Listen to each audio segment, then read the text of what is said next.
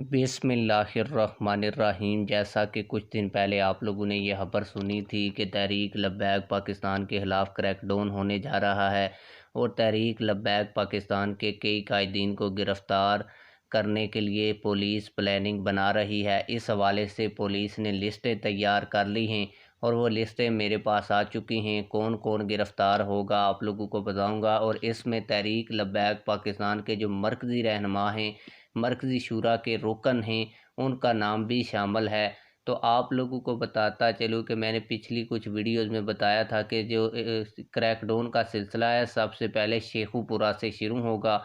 तो शेखुपुरा के तहरीक लब्बैक पाकिस्तान के जो कायदीन हैं और शुरा के रुकन हैं, उनका नाम इस लिस्ट में आ चुका है। तो आप लोगों को बताता चलूँ कि तहरीक लब्बैक पाकिस्तान के जो नायब अमीर पीर सैयद ज़हीरुल हसन शाह साहब हैं, ये भी शेखुपुरा के हैं, इनका भी लिस्ट में नाम आया है। इसके अलावा शेखुपुरा की जो पूरी ज़िले की क़यादत है, पीपी की क़यादत है, उनका नाम भी लिस्ट में आया है। मैं साथ में लिस्टें चला भी रहा हूँ।